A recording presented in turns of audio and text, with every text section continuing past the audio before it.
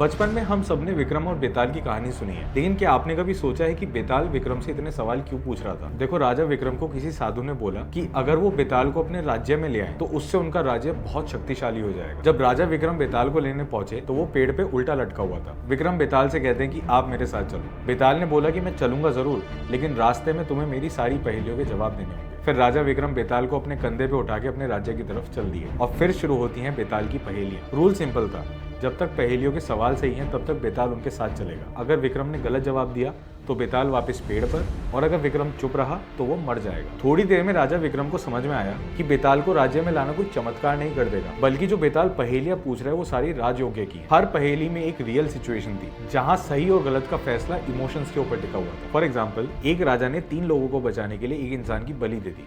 क्या वो सही था या गलत? दूसरी पहेली, एक योद्धा ने अपनी जान बचाने के लिए दुश्मन का साथ दे दिया, लेकिन फिर भी दिल से अपने राज्य के लिए वफादार रहा, तो क्या ये गद्दारी हुई? तीसरी, एक राजा का बेटा दोषी था लेकिन एक गरीब पकड़ा गया, तो सजा किसको मिलनी चाहिए? बेताल को राज्य तक लाना कोई चमत्कार नहीं करता, लेकिन पॉइंट ये था कि बेताल विक्रम के राज्य में तभी आता जब विक्रम सारे सवालों के जवाब एकदम सही देता।